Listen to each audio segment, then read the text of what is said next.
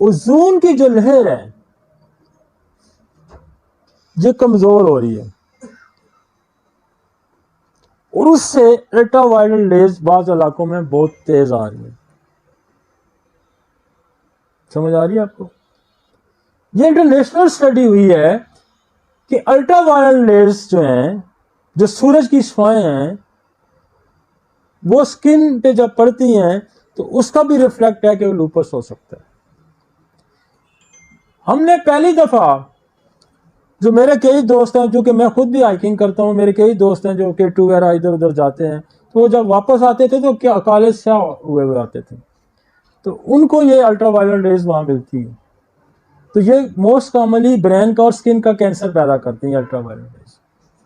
इसलिए ये भी हमारे पास बड़ा आज है कि हमने सूरज की रोशनी से, हमारे पास मेडिसिन है सोल, जिसका हम इस्तेमाल करते हैं। फिर सूरज की रोशनी से हमारे पास, सूरज इफेक्ट करने से जो हमारे पास नेट्रियम और बहुत अच्छी है। हम अब मरीज से ये पूछते हैं कि आपको सूरज की धूप चुभती है, तो कहता है, अब लूपस में देखें, अगर उसको सूरज की रोशनी अफेक्ट कर रही है तो आपके पास सोल दवाई है, उसके पास सूरज की रोशनी अफेक्ट कर रही है तो आपके पास नेट्रियम में बहुत टॉप की मेडिसिन है। और मैं आपको बताऊंगा ये कभी फेल नहीं होती। जितनी एग्रीवेशन स्किन की, एनी डिजीज की, किसी भी डिजीज की एग्रीवेशन सन लाइट से अगर होती है तो नेट्रियम कमाल है। फिर इसी की फैमिली में से नेट्रियम कार्ब बड़ी कमाल है, फिर ग्लोनाइन बड़ी कमाल है, फिर एलिबोरस बड़ी कमाल है। मैंने सनस्ट्रोक भी देखे, सूरज की अल्ट्रावायलेट, तो सनस्ट्रोक के हमने बेशुमार केसेस जो है ना, ऐसे केसेस के बिल्कुल लाइलाज हो जाते थे, जिसको कोई समझ बूझ नहीं लगती थी कि हम कहां बैठे हैं, सिर्फ सनस्ट्रोक की वजह से, हीट की वजह से। इनको कहते हैं हीट लगी, तो उनको मैंने एलिबोरस से ठीक किया, नेट्रियम कार्ब से ठीक किया। एक बड़ा केस ऐसा था कि एक केस मेरे पास आया, वो तकरीबन 6 महीने से ना, वो उसको कुछ पता नहीं था, वो यूं करता था, यूं करता रहता था बैठा, और बड़ी अच्छी फैमिली का बंदा था और मेरे बड़े जानने वाले भी थे, लेकिन मेरे पास वो पता नहीं क्यों वो किसी स्पेशलिस्टों के हाथ चढ़ते थे।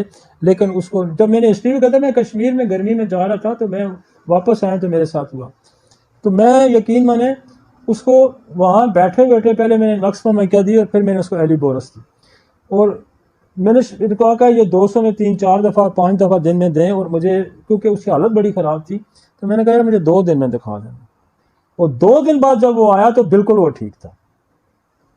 तो वो कह रहे थे कि यार हम 6 महीने के इधर उधर घूम रहे हैं लेकिन हमारा कोई बस नहीं चल रहा था। तो कितनी खूबसूरत साइंस है ये कि इतनी इमीडिएट। तो हमारा वो कहते हैं ना, ये ट्रिगर होती है, किससे ट्रिगर होती है? सनलाइट से ट्रिगर होती है।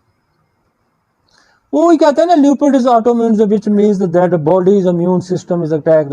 अब वो कहता है कि what is cause of the lupus, कि वो कहता है कॉज वही है जिसको मैं बार मैं तो पिछले 6 महीने से, ये मेरा वेला 7 महीने से चल रहा है कि what is the autoimmune disease, what is autoimmune disease, what is autoimmune disease.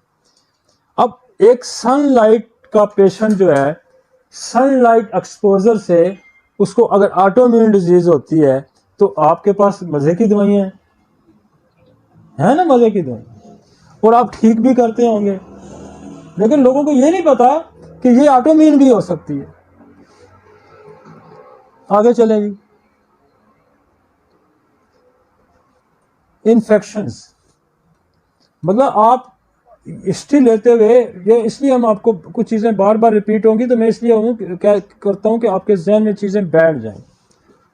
अब वापस आ जाएंगे आप।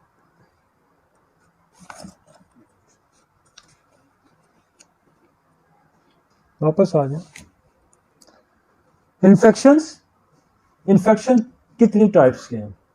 4 टाइप के इन्फेक्शन हैं। वायरल, बैक्टीरियल, पैरासाइट्स और फंगल। ये मैं हर जगह ये मैं जिक्र करता हूं कि चार इन्फेक्शन कॉजेज हैं। 4 इन्फेक्शन कॉजेज हैं, जिसमें ये भी दुनिया को बड़ा चैलेंज है इन इन्फेक्शंस को ठीक करते करते वो इंसान की जान चली जाती है। और ये चारों इन्फेक्शन जो है ये सबब बनते हैं ऑटोइम्यून डिजीज की। ये चारों इन्फेक्शन सप्रेस हो तो जेनेटिक्स के सबब बनते हैं। तो ये 4 इन्फेक्शंस पे बड़ा फोकस हमें करना है। और इसमें आगे फिर वो मेडिकेशन आ गया, और आगे चले जी फिर मेडिकेशन का जिसका मैं आगे जिक्र कर चुका हूँ।